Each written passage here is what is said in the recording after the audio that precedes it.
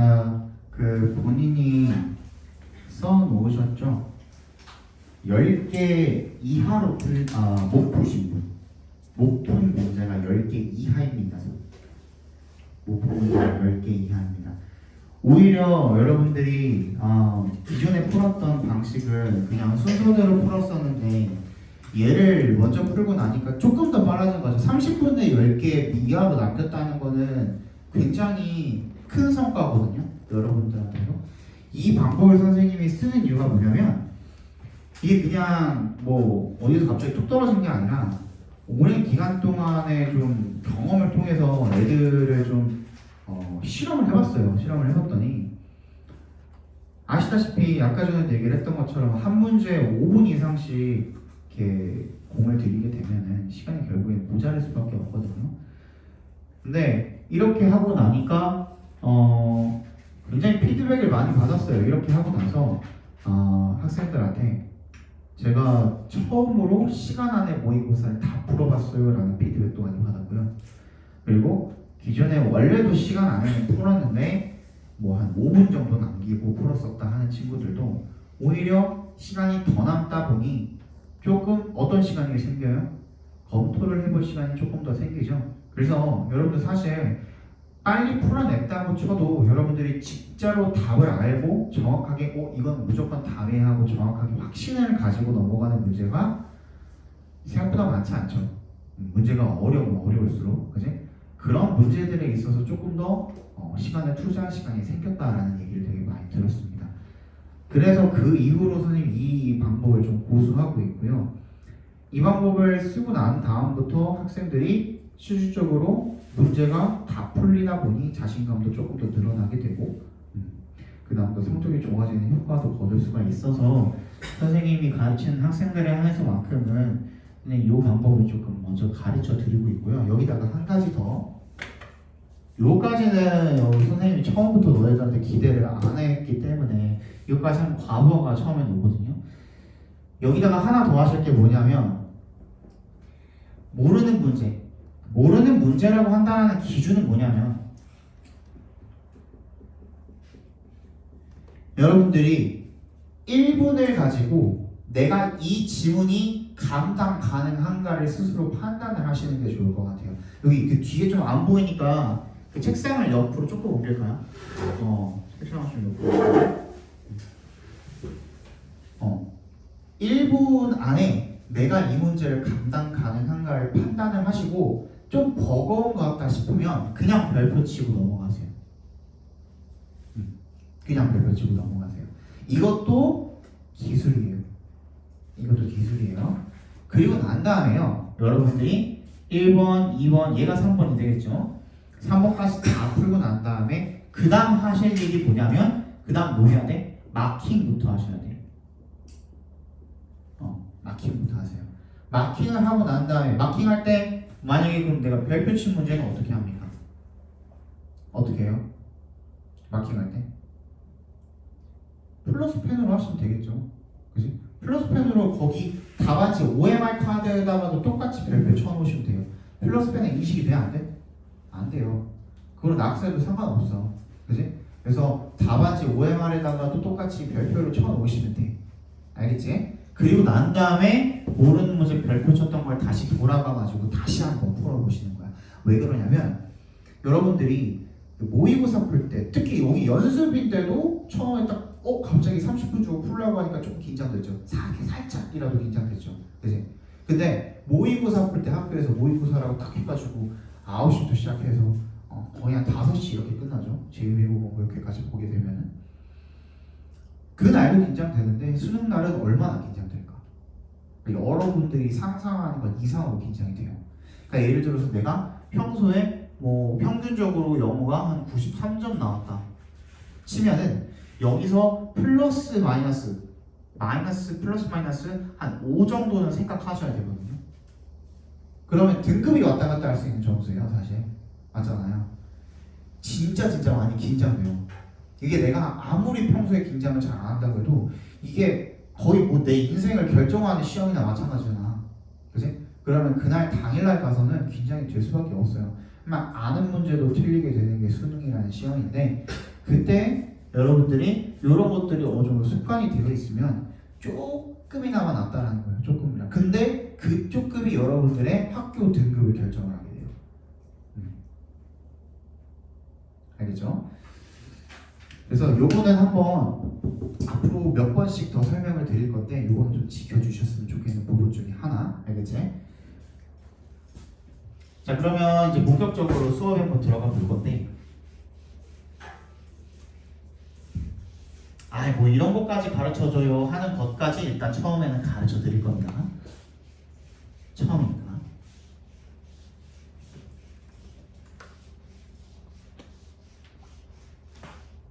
자, 18번 문제입니다. 우리 필기 한번 합시다. 제대로 선생님 필기하라고 했을 땐 정확하게 잘 필기해 두셔야 돼. 다음 시간부터는 뭐라고? 노트북 가져오세요.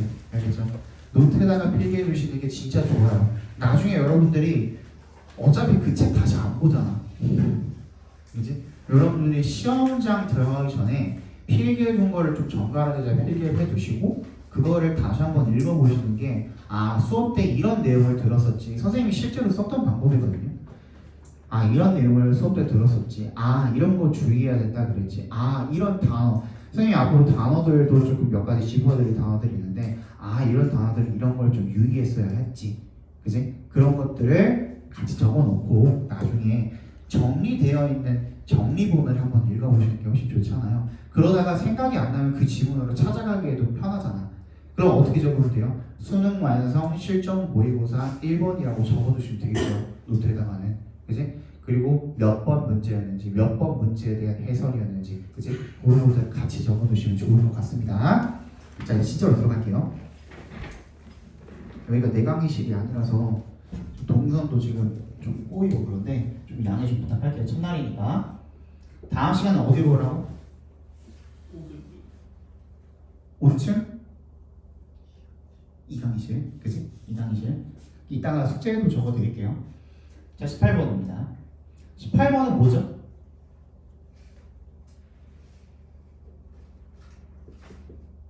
자, 편집글, 안내문,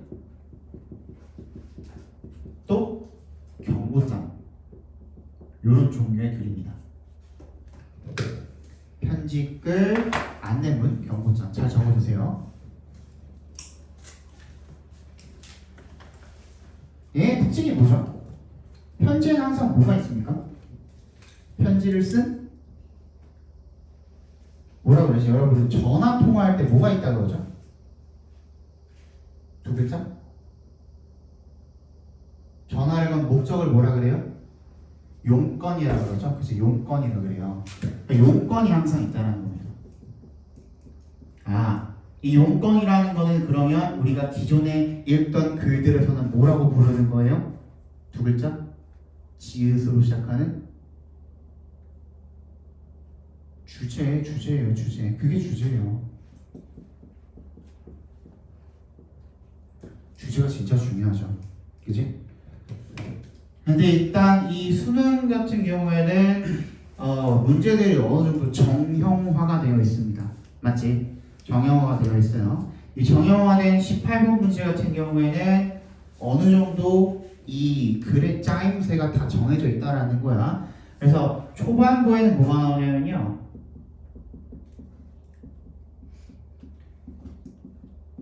상황에 대한 설명이 나옵니다. 현 상황이 어떠한지에 대한 설명이 나옵니다.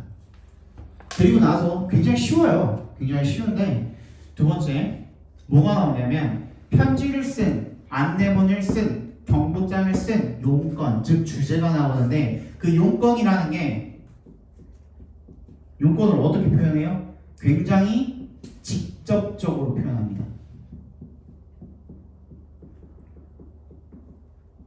예를 들어서 뭐 would you라든지 그치? 뭐 please라든지 또는 뭐 ask 목적어 투부정사라든지 너에게 뭐뭐 하라고 요청합니다 라는 그런 내용이라든지 이런 직접적인 용건을 나타내는 표현들이 등장하게 됩니다. 요즘에 그런 것들을 조금 감추는 문제들이 간혹가다 나오기는 하지만 18번, 19번에서까지 그렇게 힘을 주지는 않아요. 웬만하면 교수님들이.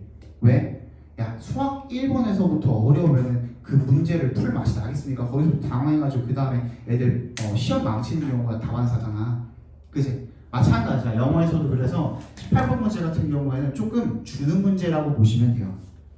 그래서 우리가 직접적으로 찾을 표현들은 뭐? 명령문도 마찬가지죠. 명령문이라든지, 그지? 이런 표현들을 빠르게 찾아주시는 게 관건이에요. 그렇기 때문에 여러분들이 뭐 하면서 듣기 문제를 풀면서도 충분히 그 내용을 찾아낼 수가 있다라는 거죠. 근데요, 여러분, 지금 이 수능 완성이라는 책이랑 수능 특강 영어 독해 이거를 왜 뒤쪽으로 밀었냐면 얘가 훨씬 어려워요. 얘는 EBS 책 중에 좀 고난이도 문제들만 모아둔 책들이라고 생각을 하시면 돼요. 그지? 그래서 얘를 조금 나중에 하는 이유가 그것 때문이거든요. 여기에서는 조금 일부러 어렵게 꼬아서 내는 문제들도 덜어 등장해요. 하지만 여러분들 다음 시간부터는 내가 뭐 한다고 했죠? 30분 모의고사를 기출을 가지고 풀어본다고 했죠. 근데 기출은 안 그래요. 거의 선생님이 말한 거에서 다 떨어져요. 그치 우리? 볼게요. 그럼 처음부터 읽어볼게요. Our city Department of Waste Management provides a special service to residents who are disabled or physically unable to place their waste at designated collection points. 우리 시의 폐기물 관리부라는 뜻이죠. 관리부가 제공합니다. 뭐예요? A special service. 아주 특별한 서비스를 제공을 하는데 누구한테? 거주민들한테. 어떤 거주민들입니까? 뭔가 장애가 있는, 그지? 그런 거주민들한테 제공을 한다는 거죠. 아니, 장애가 있거나 신체적으로다가 뭘 할 수가 없는 그들의 쓰레기를 버릴 수가 없는 designated, 지정된 collection point, 수거 장소에다가 버릴 수가 없는 그런 서비스를 제공을 한대요. 지금 이게 뭐예요? 상황에 대한 설명인 겁니다. 됐니? To help them revisit their homes and collect their waste. 이것도 마찬가지죠. 상황에 대한 설명이죠. 그래서 그들을 돕기 위해서 집에 방문을 해서 쓰레기를 수거를 한답니다. Mr. James Smith, one of your patients, has requested this special service. 당신의 환자 중 하나인 제임스 스미스가 이 특별 서비스를 신청을 하셨습니다. 얘도 뭐예요? 상황 설명이 아직 안 나왔죠? In order to provide Mr. Smith with this service, 이 서비스를 스미스 씨에게 제공을 하기 위해서 we need to verify. verify가 뭐죠? 확인하다, 입증하다라는 뜻입니다.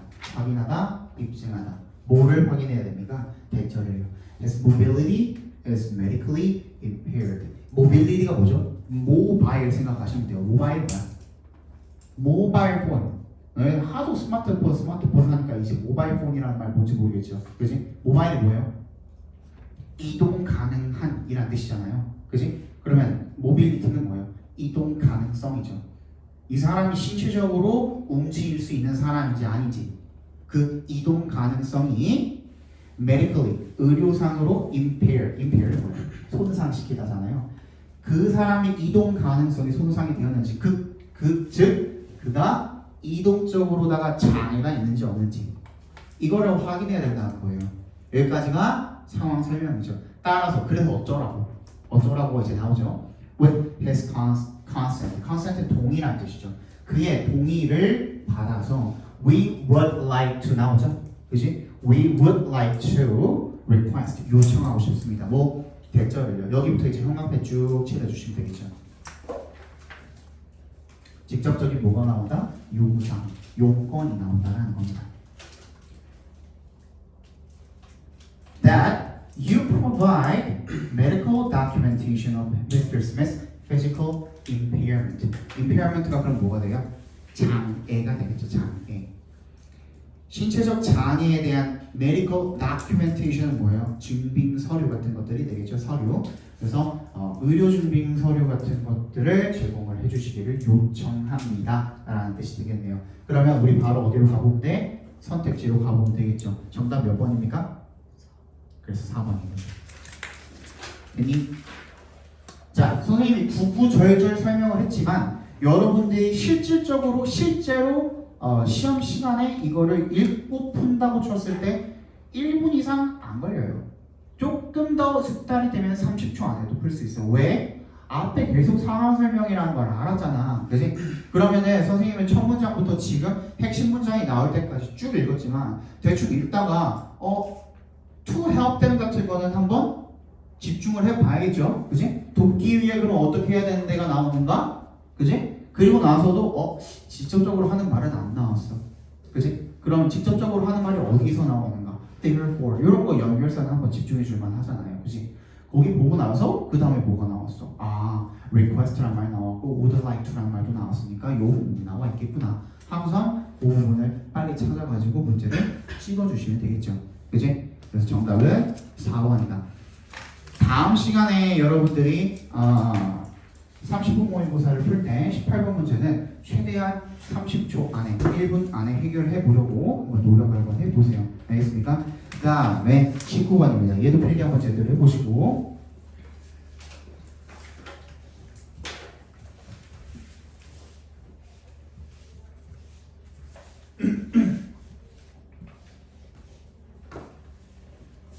자, 지금 선생님이 하는 얘기들 있잖아요. 자, 이런 것들이 단연 18번, 19번에만 국한되어 있지 않습니다. 다른 문제에도 쓰일 수가 있기 때문에 여러분들이 제대로 기억을 잘 해주시고 복습, 진짜 중요한 거 복습 정말 여러 번 해주시는 게 중요해요. 선생님이 영어 공부를 할 때는요 풀었던 문제를 가지고 앞에 봐봐. 선생님 영어 공부를 할 때는 풀었던 문제를 다 회독을 했어요. 다 회독이 뭐야? 여러 번 읽는 거죠. 그지? 여러 번 읽을 때 어떤 식으로 선생님이 풀었냐면 처음 풀어본다고 생각하고 선생님 풀 때는 절대로 펜을 안 썼어요. 여러분도 물론 그러시겠지만 다 연필로 풀었고요.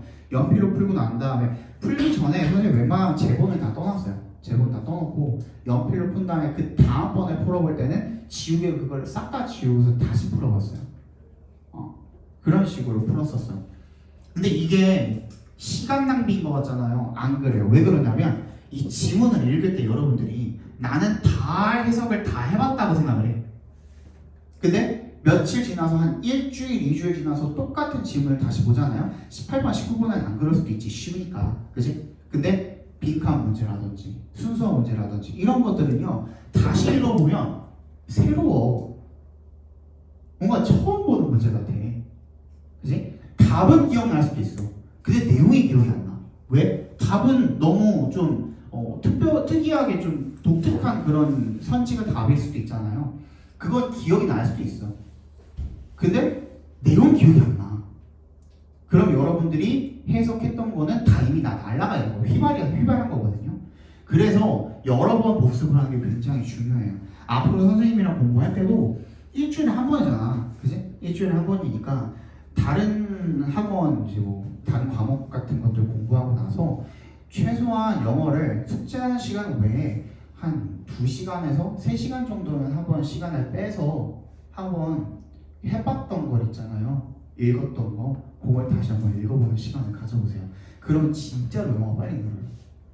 알겠지? 그리고 선생님이 일부러 답지를 안 묻었어요. 왜 그러냐면 여러분들 뒤에 답지가 있으면 답을 보고 베끼라는 게 아니라 뭐 하라는 거예요?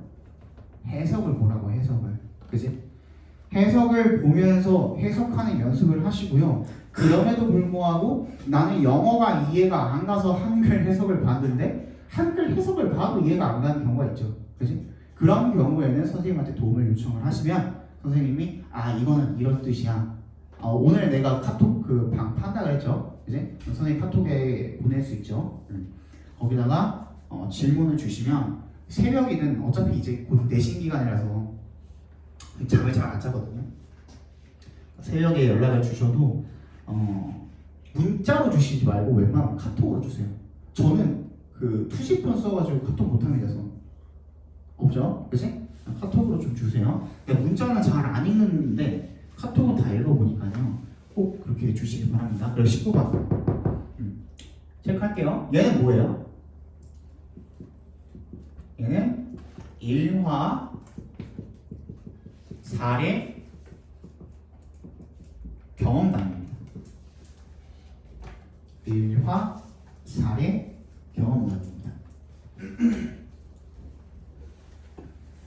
자, 일화 사례 경험담은요, 마치 어렸을 때 우리 엄마 아빠가 읽어줬던 전래동화나 이솝 오화 같은 것들이랑 똑같다고 생각을 하시면 됩니다.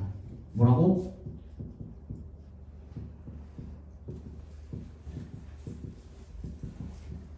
전래동화나 이솝 오화 같은 것들이라고 생각을 하시면 됩니다.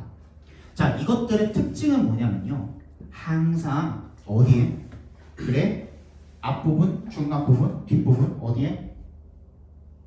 뒷부분, 즉 글의 후반부에 뭐가 나오죠? 쟤네들은 교훈이라는 게 나오죠. 그지? 그게 결국에는 뭐예요? 우리가 읽으려고 하는 주제랑 연관이 있는 거예요. 주제랑 연관이 있는 거예요. 그렇기 때문에, 자, 앞에 봐봐. 쓸 시간 줄 테니까. 지문이 이렇게 있다고 쳤을 때 얘네들의 문제는 어떻게 나옵니까? 심경 또는 분위기 문제로 나오죠. 그지? 글에 나온 누구누구의 심경은 또는 이 글의 분위기는 이런 식으로 나오죠. 그지? 그랬을 때 반을 뚝 잘라서 요 밑에만 읽어줘도 돼요. 왜? 글의 후반부에 나오기 때문에, 주제가. 알겠어요? 그렇게만 읽어주셔도 충분히 답을 찾을 수가 있어요. 조금 더 숙달이 되면 여기서 반 더 잘라도 돼요. 알겠지? 그리고 나서 안 읽히면 여기 아직 안 나오는 것 같은데 하면 한 문장 정도만 앞으로 가면 나오게 돼 있어요. 그렇게 챙겨주시면 되겠고, 자, 근데 이걸로만 안 끝나죠. 요즘은 뭐가 나와요? 심경? 분위기에 뭐가 나오죠? 변화가 나오죠. 그럼 얘는 다른 방법으로 풀어야 되냐? 아니요. 얘도 결국에는 똑같아요. 근데 자 봐. 이 경우에는 어떻게 되어 있을까? 요 앞부분이랑 요 뒷부분이랑 반드시 어떻게 되어 있어요? 다르게 되어 있죠. 그지? 그러면 앞부분을 읽다가 우리가 뭐가 판단이 되면 심경이나 분위기라는 게 판단이 될 만한 어떤 워딩 같은 것들 있죠. 핵심 어휘 같은 것들. 그지? 그걸 판단을 하고 나면은 그 다음 바로 어디로 가면 돼요? 맨 뒤쪽으로 가면 돼요. 됐지? 그리고 나서 얘랑 비교해서 선지랑 비교해가지고 문제 빨리 체크하고 넘어가시면 돼요. 19문제 같은 경우에는. 그러면 시간이 여러분들이 원래 풀던 방식보다도 훨씬 더 얼마만큼? 최소 30초는 단축이 돼요. 최소 30초 단축이 돼요. 파란 게 또 어디 갔니? 잠깐만.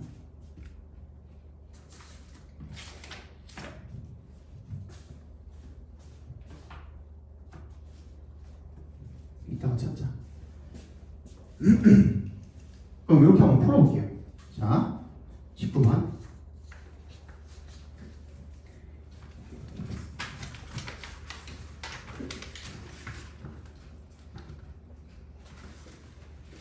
얘 변화죠. 케이트의 심경 변화예요. 자, 이런 거 체크할 때 여러 가지 등장인물이 등장할 수도 있기 때문에 문제에 나와 있는 케이트라는 부분에다가도 체크를 해주세요. 동그라미라도 한번 쳐놔. 그리고 여러분들 내가 그 푸는 거를 한번 지켜봤는데 아예 체크를 안 하고 푸시는 분들 있죠. 아예 그냥 표시 자체를 안 하고 푸시는 분들, 나중에 문제가 될 수가 있어요. 나중에 이게 쉬운 문제인 경우에는 큰 문제가 없을 수도 있겠지만 조금이라도 어려워지는 문제 같은 경우에 여러분들이 읽다가 갑자기 길을 잃어버리는 경우가 있죠. 잠깐 뭐 눈을 깜빡했다든지, 그지? 특히 긴장이 되면 될수록 내가 어디 읽고 있었는지 모르는 경우가 있어요. 그지? 그러면 중요한 부분, 내가 읽고 있었던 부분, 그런 부분들을 잘 체크를 해두시면 다시 돌아갈 때 편해요. 다시 돌아갈 때 편해. 그것 또한 하나의 팁이에요. 그래서 꼭 뭐 진짜 거창하게 뭐 이렇게 끊어읽기 이런 걸 하라는 게 아니야. 뭐 구문을 끊어읽고 그런 거는 이미 여러분들이 좀 괜찮은 분들은 굳이 안 해도 되는데, 내가 어디를 읽고 있었더라, 아니면 내가 생각하기에 이 부분이 좀 중요한 것 같다 라는 생각이 드는 부분들에다가 잘 체크를 해두시면 길을 잃어버리지 않을 수가 있다는 겁니다. 다시 한번 읽어볼게요. 케이트라는 사람의 심경에 대한 변화입니다. Kate stared at detective Will. 형사죠, 형사. 윌 형사를 바라보았대요. On the other side of the table. 탁자 반대편에 있는 What brought him to my house? 그가 우리 집에 왜 왔지? She wondered. 그녀는 궁금해했습니다. Have you noticed anything strange at the Royce house lately? 라고 윌이 말했대요. 최근에 로이스 씨 댁에 뭐 이상한 거를 알아채신 게 뭐 하나라도 있습니까? 라고 물어보는 거죠. 자, 여기까지 읽었습니다. 그런데 이 사람의 심정이 나타날 만한 포인트, 표현 이런 것들이 뭐가 있었죠? 그렇죠. one-third 체크해 두시고, 그치? 그리고 나서 쭉 상황이 이어지게 되겠죠. 그치? 그 다음에 어디로 가면 돼요? 우리는 과감하게 단뚝 잘라서 거기보다도 더 뒤쪽 어디부터 보면 될까요? suddenly 정도부터 봐도 될 것 같아요. 그치? 갑자기 Kate had a disturbing thought and her mouth dropped open. dropped open은 떡 벌어졌다라는 뜻이거든요. 갑자기 불편한 생각이 떠올랐고요. 그리고 그녀의 입이 떡 벌어졌습니다. Has Mrs. Royce been kidnapped? 로이스 부인이 납치가 됐나요? 라고 물어봤죠. 그치? 그랬더니 형사가 물어봤대요. Yes, we think she's been taken by someone without her consent. 누군가 동의 없이 데려갔다고 생각하면 그게 납치죠. 누군가 동의 없이 데려간 게 납치죠. Kate froze. 동그라미입니다. froze. With the horrible idea. 동그라미입니다. 어떻게 된 거예요? 굉장히 무서운 생각에 사로잡혔다라고 보시면 되겠죠. 충격을 받은 거죠. 그치? 그래서 정답은 1번입니다. 이렇게 해서 여러분들이 앞부분에서 뭘 체크하고 심경이나 분위기로 체크할 만한 그런 포인트들을 정확하게 딱 집어내고 뒤쪽으로 넘어가서 빠르게 전환이 어차피 될 거니까, 그치? 변화라는 것은 전환이 될 수밖에 없다라는 거니까 그 부분을 찾아내시면 되겠죠. 이것도 마찬가지로 선생님이 설명을 하는 거기 때문에 구구절절 설명을 했지만 여러분들이 같은 과정을 머릿속에서 했다고 생각을 해보세요. 그러면 훨씬 더 짧겠죠. 그치? 그래서 이건 언제 풀 수도 있는 거다? 듣기를 하면서 충분히 풀어낼 수가 있는 문제인 거다. 그래서 다음 시간에 풀 때는 18번이랑 19번은 1분 안에 한번 끊어보세요. 두 개 합쳐서 충분히 가능합니다. 됐죠? 자, 그 다음 이제 20번입니다. 자, 20번인데, 자, 이제 선생님이 앞으로 이거 한번 필기 잘 해봅니다.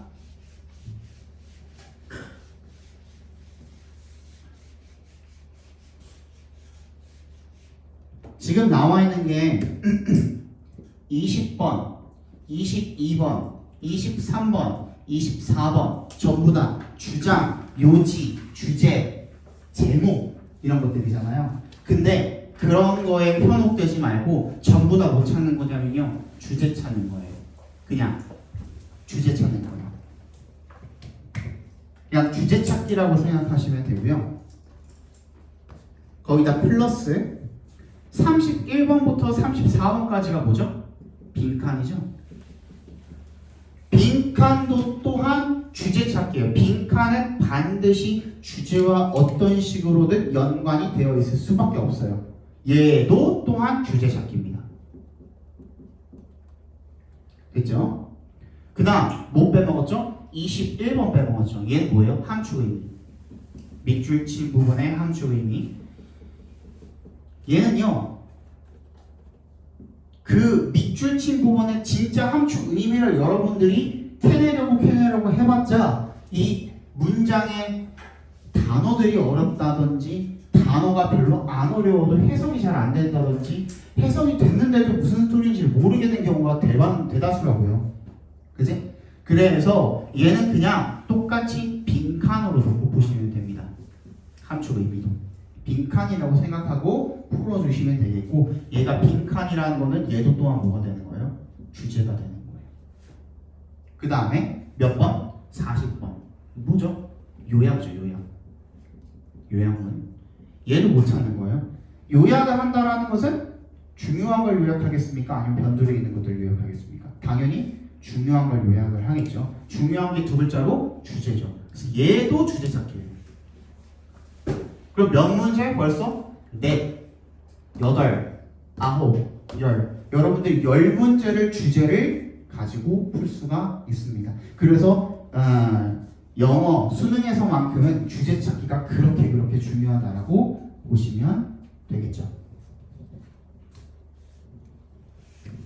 됐니? 그래서 앞으로 선생님이 여러분한테 주제를 찾는 방법들을 여러 개를 가르쳐 드릴 건데 한 개도 빠짐없이 필기를 잘 해두시고 모르는 거 있으면 물어보시고 그게 순서는 사실 상관은 없어요.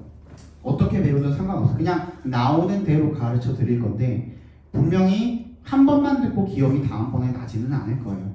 그러면 그 다음번에 또 설명을 했을 때 아 맞다 저런 게 있었지. 대신 세 번째 설명을 할 때까지 여러분들이 한 번도 복습을 안 했다면 그 다음부터는 들어도 들은 건데 하고 그냥 강구하고 넘어가 버리고 그죠? 근데 실질적으로 머릿속에 남은 기억은 하나도 없고 이런 상황이 발생할 수도 있으니 복습을 반드시 단단하게 해주시길 바랍니다. 자, 20번 보겠습니다. 볼게요.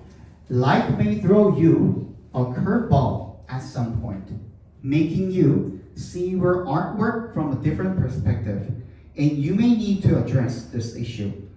삶이 너한테 커브볼을 던질 수가 있대요. 자, throw 목적어 a curveball 거기다가 밑줄 쳐주시고요. 커브볼이라는 게 예측 가능해요? 불가능해요? 예측이 힘들죠? 그지? 그래서 무슨 뜻이냐면 예기치 못한 일로 예상 못한 일로 혼란에 빠뜨리다라는 뜻입니다. 예상 못한 일로 혼란에 빠뜨리다라는 뜻입니다. 삶이 너를 갑자기 예상도 못한 일로 혼란에 빠뜨릴 수가 있대요. At some point, 어느 순간에. 그래서 어떻게 한다? Making you see your artwork. 너의 예술품을 갖다가 보게 만든대요. 어떻게? From a different perspective. 다른 관점에서 보게 만들고 And you may need to address this issue. 너는 이 문제를 처리해야 할 수도 있습니다. 라는 내용이 되겠죠. 그 다음에 This could come in the form of a compositional problem, an technical issue, or a content problem. 이것은 뭐예요? 그 문제가 되겠죠. This issue를 받아준 거죠. 이 문제는 could come, 나타날 수가 있습니다. In the form of, 어떤 형태로? A compositional problem, 구성의 문제. 두 번째, technical issue, 기술적 문제. 또는 내용의 문제라는 그런 형태로 나타날 수가 있습니다. 됐죠? 자, 그럼 여기까지 필자가 무슨 얘기를 한 거예요? 삶이 너를 어떻게 만들 수가 있대? 혼란에 빠뜨릴 수가 있대. 그지? 그래서 뭘 처리해야 된대? 문제를 처리해야 된대. 그냥 이미 여기서는 워딩을 줘버렸네. 근데 뭘 말하려고 하는 거냐면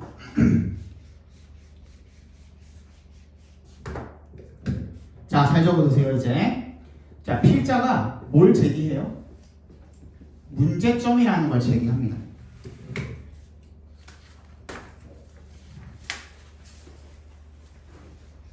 그치? 문제점이라는 걸 제기합니다. 어떤 문제점을 제기를 했을 때 그 문제점에 대한 뭐가 있는지 우리가 반드시 찾아봐야 되냐면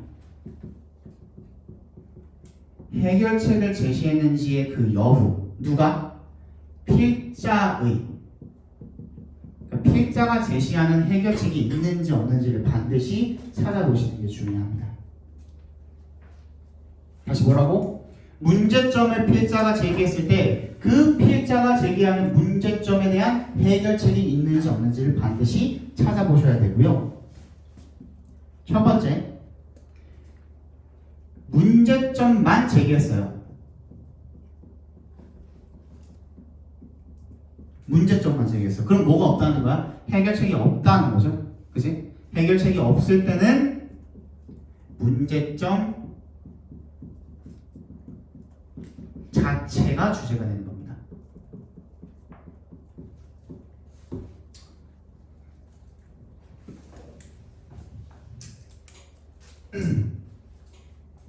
두 번째, 그럼 해결책이 있어. 해결책도 제시했어. 제시를 해줬어. 그러면 해결책이 주제가 되는 겁니다.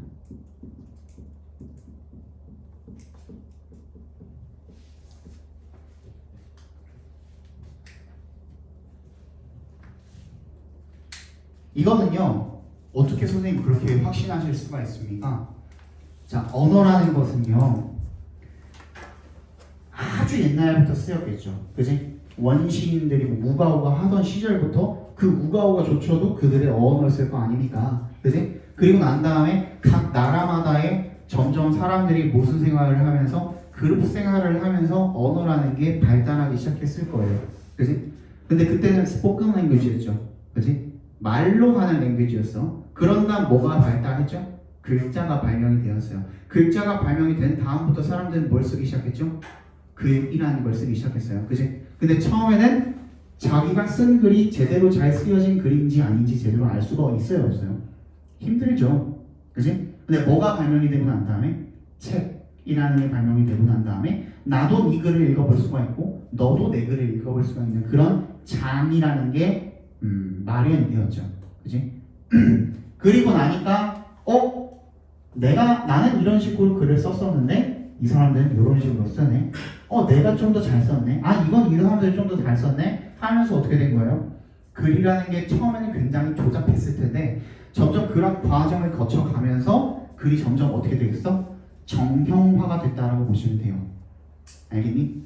근데 앞에 봐봐. 수능이라는 제도는요, 출제자들이 전부 다 교수님들이에요. 그지? 그럼 굉장히 학문적으로 열의가 있으신 분들이거든요. 이 글을 아무 데서나 발췌를 하는 게 아니라 본인이 평소에 즐겨 있는 논문, 학술지, 좀 권위 있는 그런 책들, 그런 글들에서 발췌를 해오는 거거든요. 그런 글들은 네이버 블로그에 인스타에 싸지는 그런 글들처럼 조잡한 글들은 없어요. 거의 없어요. 그런 글들은 이미 그 사람들 선에서 걸러져 내려갔다라는 거야. 그치? 그러면 잘 쓰여진 글들을 가지고 그들이 문제를 발췌해서 지문을 발췌해서 문제를 출제를 했을 텐데, 그러면 그 글들도 또한 어떨 거라는 거야? 정형화가 되어 있을 거라는 거예요. 그치? 그러니까 이 필자가 글을 전개해 나가는 방식 또한 거기서 거기라고 보시면 될 겁니다. 알겠죠? 그래서 선생님한테 앞으로는 뭘 배울 거냐면 필자들이 글을 보통은 어떤 식으로 전개해 나가는지 그 방법에 대해서 배울 거라고 생각하시면 돼요. 물론 구문도 같이 배울 거고 해석도 해볼 거고 문제도 같이 맞춰볼 거지만 필자가 글을 어떻게 전개해 나가는지 그 방식을 제대로 알고 있으면 남들보다 반보 정도는 앞서 나갈 수 있어요. 그러니까 그 반보가 여러분들의 30초 1분을 결정을 하게 되겠죠. 그치? 그걸 배울 거예요. 그래서 뭐라고 다시? 문제점을 제기를 했을 때 이게 딱 문제점이라는 걸 여러분들이 판단을 했어. 그러면 뭐부터 찾아보라고? 해결책이 있는지 없는지 여부부터 찾아보라고. 그래서 해결책이 없어. 문제점만 제기했어. 그럼 문제점 자체가 주제가 되는 거예요. 그러면 그렇다는 말은 선지에도 뭐가 나와 있다? 문제점에 대한 지적만 나와 있다는 거예요. 알겠니? 됐어? 그리고 해결책이 나와 있어. 그러면 해결책이 선지에 나와 있을 거라는 거죠. 알겠니? 진짜 그런가 한번 봅시다. 우리 선생님이 앞으로 이제 글을 읽어 나가면서 문제를 여러 개 풀 거 아니에요. 지금 선생님이 첫날 설명한 거랑 앞으로 한 달 뒤, 두 달 뒤 설명할 거랑 크게 다르지 않을 거거든요.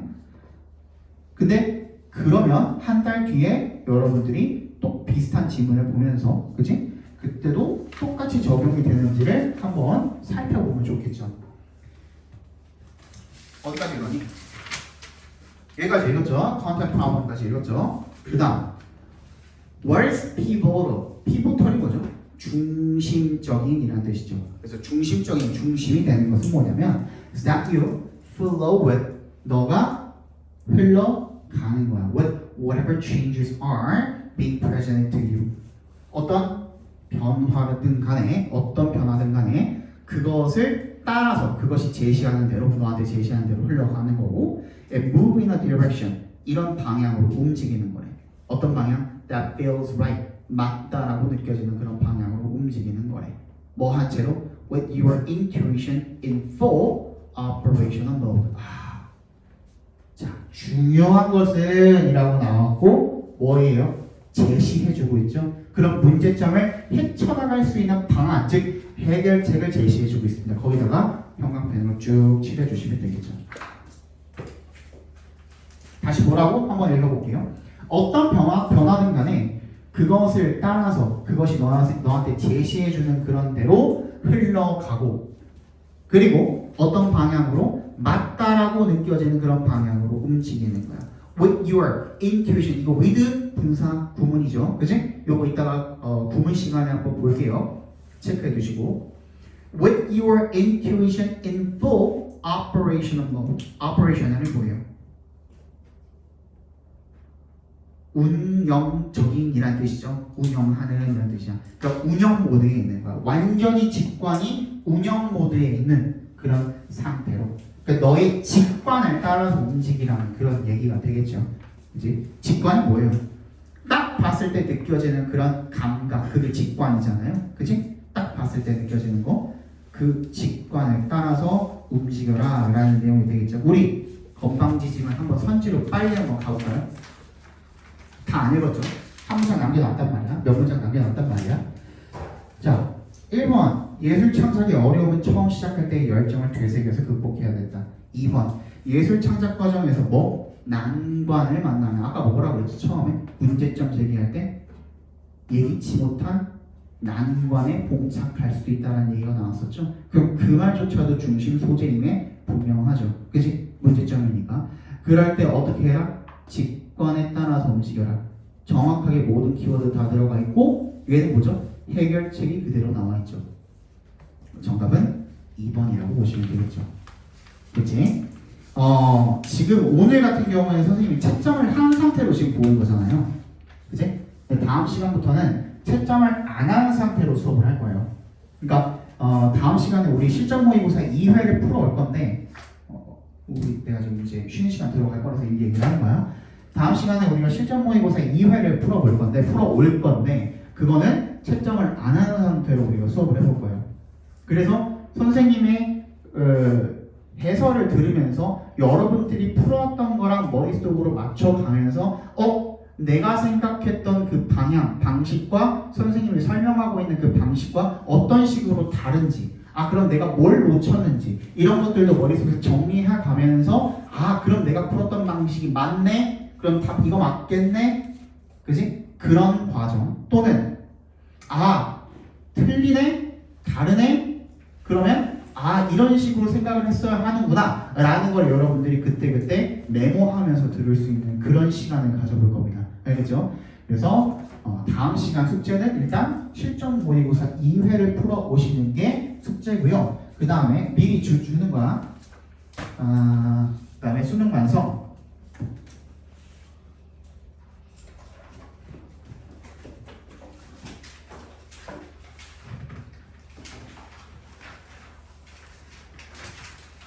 (1강에서) (7강까지) 풀어보시면 되겠습니다. 처음이라 조금 양이 많아 보이는데 얘는 앞에 전부 다 순서대로 있어요. 우리 방금 풀었던 18, 19번도 포함되어 있고요. 그리고 5, 6, 7강 같은 경우는 도표예요. 도표랑 실험문 이런 거. 그래서 양이 별로 안 많아요. 생각보다. 그 다음부터는 아마 2강씩 이렇게 내줄 거예요. 그렇게 7강까지 풀어보시면 되겠습니다. 됐죠? 우리 지금 8시 5분이니까요. 15분까지 쉬었다가 다시 보도록 합시다.